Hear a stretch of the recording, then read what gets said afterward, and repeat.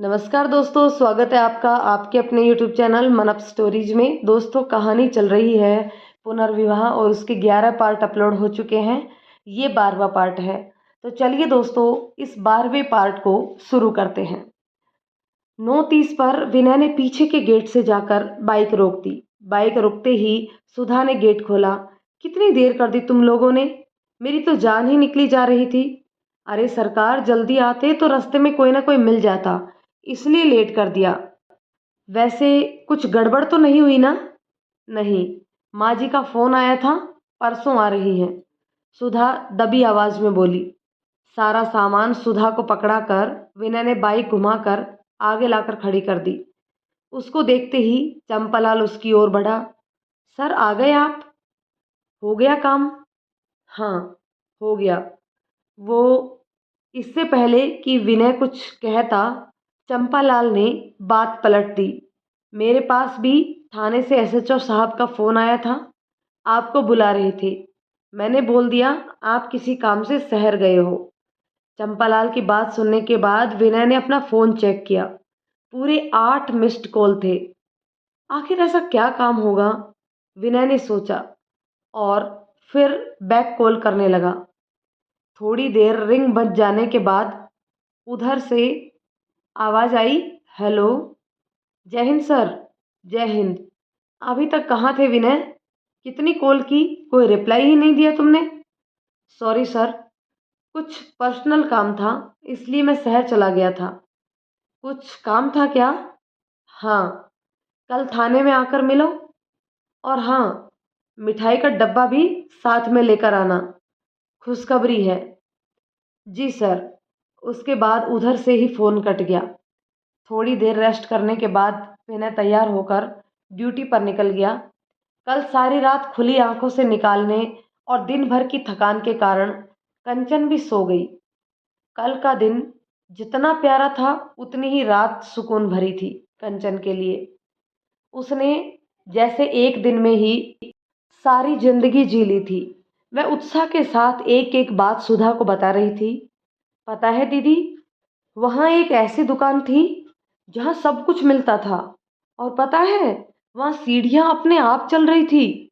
आप बस नीचे की सीढ़ी पर खड़े हो जाओ, अपने आप ऊपर पहुंच जाओगे, बिल्कुल फिल्मों की तरह। वहीं से तो आपकी साड़ी लेकर आई हूँ। वैसे आपने बताया नहीं कैसी लगी साड़ी। जब तू चुप होगी तब तो मैं कुछ बताऊंगी, सुधा ने प्यार से झिड़की देते हुए कहा। अच्छा, अब बताओ कैसी लगी। बहुत सुंदर। किसी ने अगर पूछा तो क्या कहोगी, किसने दी है? बोल दूंगी विनय लाया है रक्षाबंधन की। हाँ, ये ठीक रहेगा। कंचन एक बात खत्म होने से पहले ही उसी उत्साह के साथ दूसरी बात शुरू कर देती। सुधा उसकी बातों को सुनकर और उत्साह को देखकर मुस्कुराई जा रही थी। उसके दिल में बस एक ही ख्याल आ रहा था कि कभी कंचन ऐसी ही बातों नहीं रही होगी। पर समय ने उसके जीवन में ग्रहण लगा दिया है। जितना कंचन खुश थी, उतनी ही परेशान। कल सभी आ जाएंगे, फिर साहब से बात भी नहीं कर पाऊंगी। विनय आज सुबह सुबह ही शहर के लिए निकल गया था। आज एसएचओ साहब ने उसे बुलाया था। थाने में सामने ही एसएचओ पाटिल जी पेट निकाले कुर्सी पर बैठे चाय पी रहे थे। विनय ने सैल्यूट किया। जय हिंद सर। जय हिंद। आओ विनय, कैसे हो? अच्छा हूँ सर। आपने याद किया? हाँ, कल तुम्हें कितनी कॉल की थी, पर तुम जाने कहाँ बिजी थे।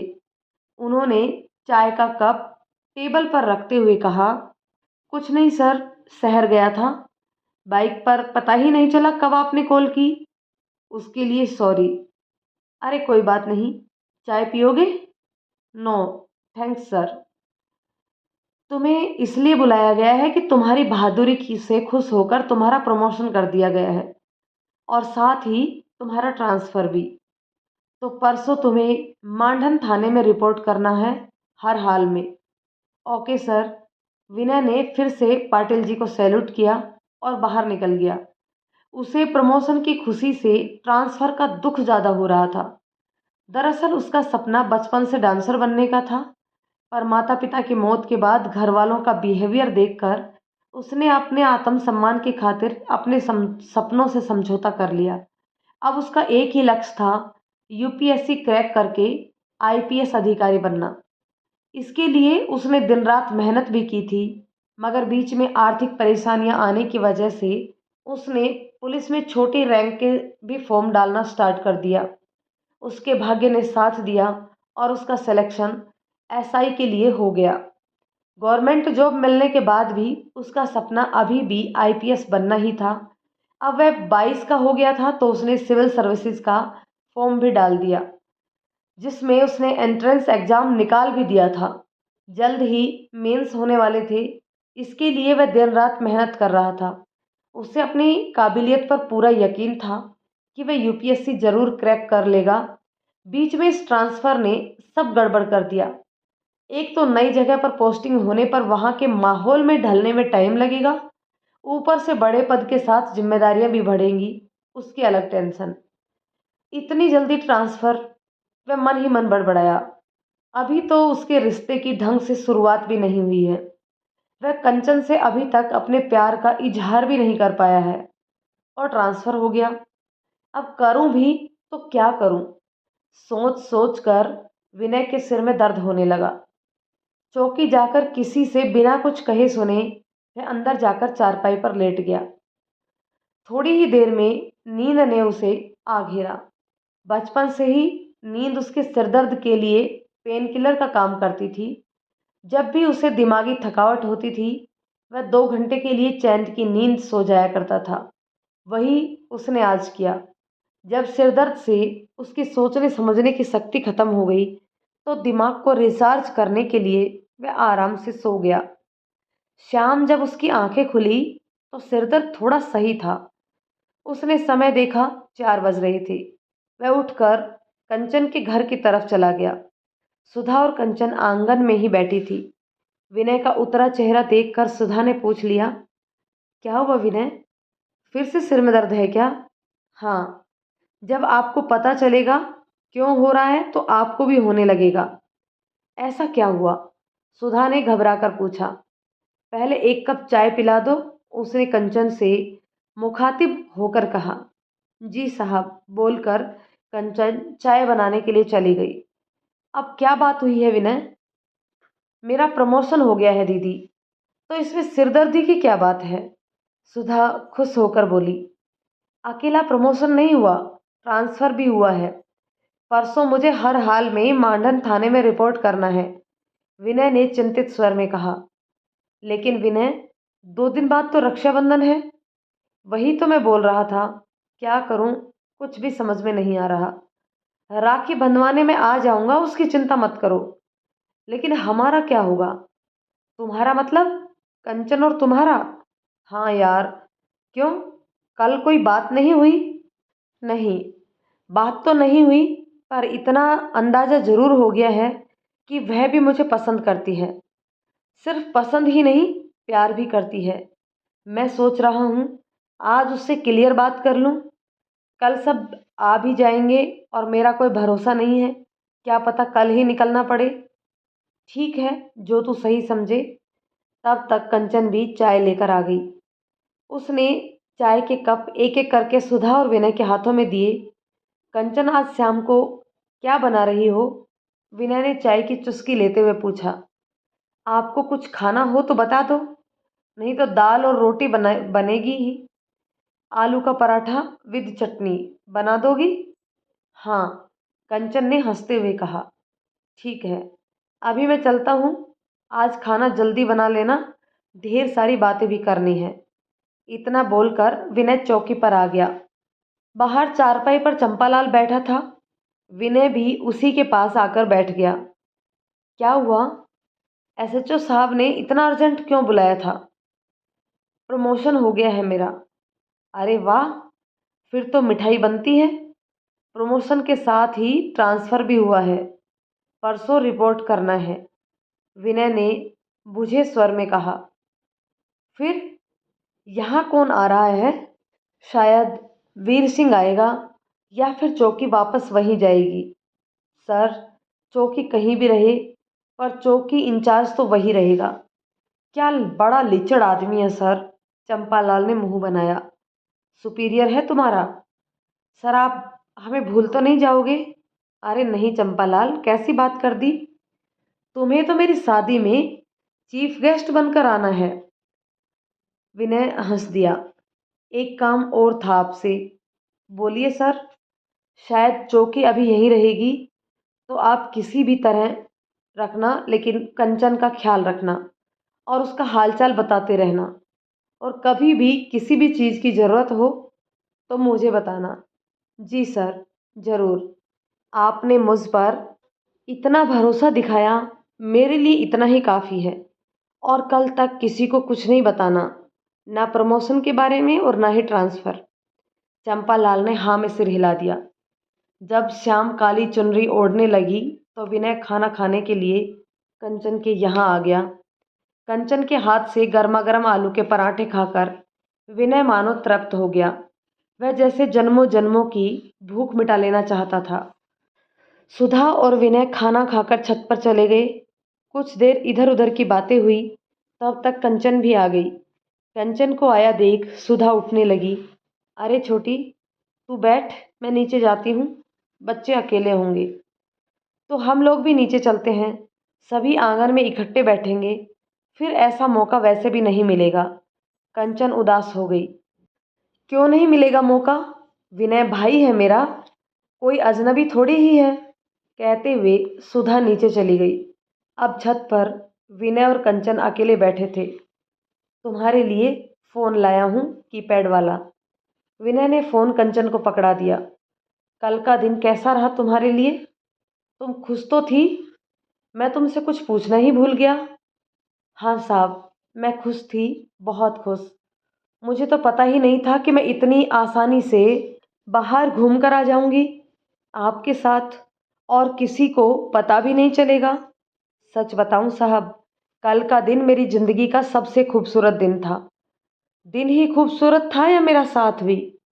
विनय के सवाल से कंचन की बोलती बंद हो गई। बोलो कंचन। दोनों खूबसूरत थे, कंचन ने हिचकते हुए कहा। अच्छा बताओ, कल तुमने क्या मांगा भगवान से? विनय ने कंचन से पूछा। आप इतना भी नहीं जानते? मांगा हुआ कभी बताते नहीं हैं, नहीं तो भगवान प्रार्थना स्वीकार नहीं करते। मुझे इतना तो पता है, तुमने जो भी प्रार्थना की होगी मेरे लिए ही की होगी। शायद मेरी खुशी मांगी होगी, है ना? विनय ने कंचन को देखते हुए बोला। आप कोई जादूगर हो साहब, जो बिना बताए सब समझ जाते हो। कंचन के चेहरे पर आश्चर्य की रेखाएं उभर आई। आपने सही कहा, मैंने आपकी खुशी ही मांगी। मैंने भगवान से यही कहा कि आपकी सारी कामनाएं, सारी इच्छाएं पूरी करे। और मैं कहूँ कि मेरी कामना तुम हो कंचन, मेरी सारी खुशी तुमसे है। तो आप कहना क्या चाहते हो? मैं कुछ समझी नहीं। मैंने एक दिन तुमसे पूछा था कि तुम मेरी राधा बनोगी। उस दिन तुमने कुछ नहीं बोला, पर आज मुझे जवाब जानना है। बताओ कंचन, बनोगी मेरी राधा?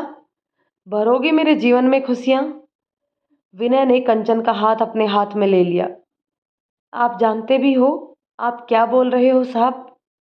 मैं क्या बोल रहा हूँ मुझे अच्छे से पता है, पर मुझे तुमसे जानना है तुम्हारा क्या जवाब है। नहीं साहब, इस जन्म में तो यह संभव नहीं है। क्यों नहीं है संभव? क्योंकि मैं किसी और की विधवा हूँ। आपकी सुहागिन बनने का मुझे अब कोई हक नहीं। किसी भी रिश्ते को निभाने के लिए दिल की मंजूरी होनी चाहिए, समाज की नहीं। सफ़ेद साड़ी ओढ़ लेने से कोई विधवा नहीं बन जाता कंचन। जब तुम कभी किसी की सुहागिन बनी ही नहीं, तो विधवा कैसे हो गई? मेरी शादी हो चुकी है साहब, बन चुकी हूँ मैं किसी और की सुहागिन। आपको भी सब पता है, फिर ये अनर्गल जिद क्यों? कंचन ने बेबसी और जिद से खिंच कर कहा। जब तुम्हारी शादी हुई तब शादी का मतलब भी जानती थी तुम? कुछ याद भी है तुम्हें अपनी शादी का? विनय भी उठकर उसके पास आकर खड़ा हो गया। हाँ याद है, सब कुछ, सब कुछ याद है मुझे। बारात आने से लेकर विदाई होने तक का सब याद है मुझे। तो ठीक है, उन 7 वचनों में से सिर्फ 2 वचन मुझे बताओ जो शादी में पत्नी अपने पति को देती है। क्या क्या और कितने संस्कार होते हैं, उनका मतलब क्या होता है, क्या तुम बता सकती हो? अब चुप क्यों हो, बोलती क्यों नहीं? या फिर तुम्हें कुछ याद ही नहीं? नए कपड़े और मिठाइयों के अलावा शादी एक ऐसा संस्कार है जो दिलों से जुड़ता है, सिर्फ मांग में सिंदूर भरने से नहीं। और गले में मंगलसूत्र टांगने से शादी संपन्न नहीं हो जाती। उससे जुड़े जज्बातों को महसूस कर पाई तुम? कितना जान पाई उसे? कुछ नहीं तो अपने पति को देखा तो होगा, कैसा दिखता था? विनय आवेश में बोलता गया।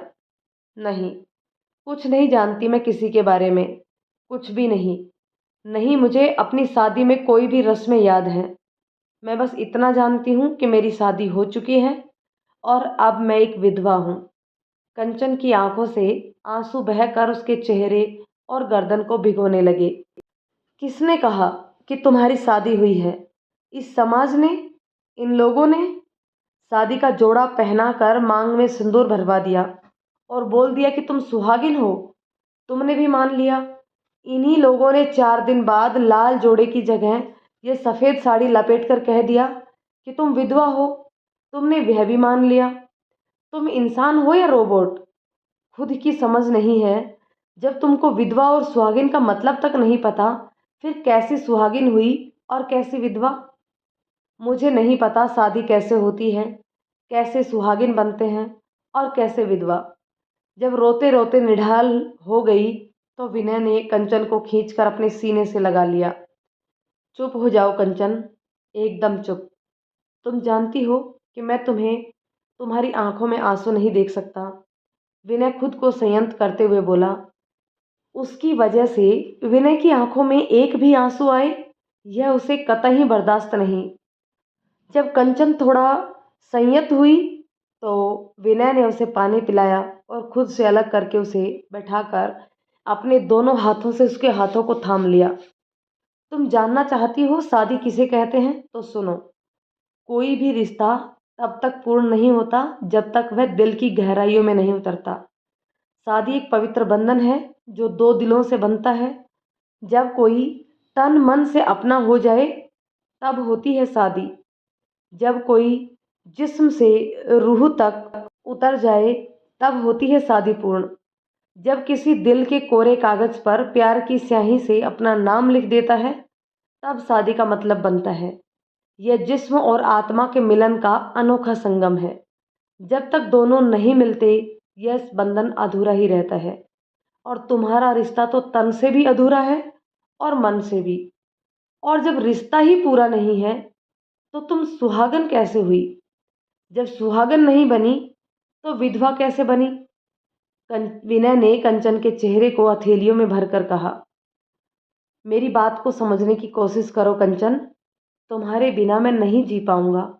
अपनी खातिर नहीं तो मेरी खातिर सही शादी कर लो मुझसे।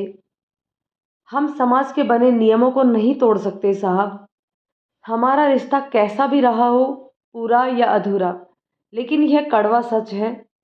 सामाजिक तौर पर मैं एक विधवा हूँ और विधवाओं को पुनर्विवाह करने का हक नहीं। और प्रेम तो प्रेम होता है, उसे चाहे मीरा बनकर करो या राधा बनकर।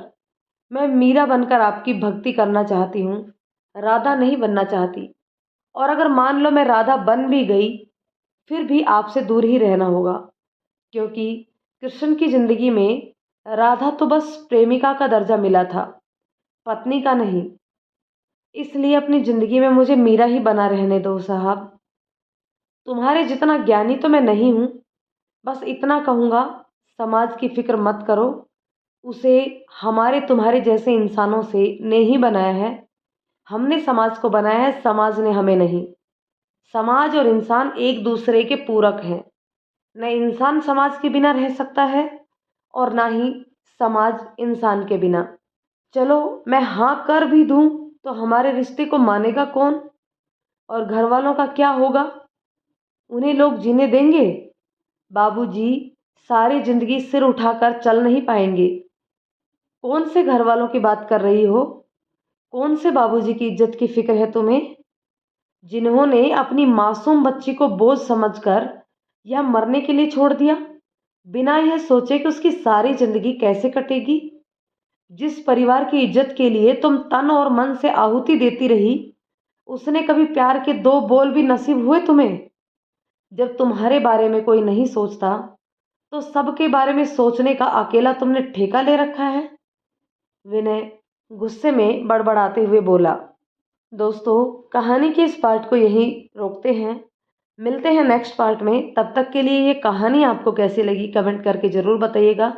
यदि ये कहानी पसंद आती है तो इसे लाइक शेयर कर दीजिए, और यदि चैनल पर नए हैं तो प्लीज़ चैनल को सब्सक्राइब ज़रूर कर लीजिए। मिलते हैं अगले पार्ट में, तब तक के लिए शुक्रिया।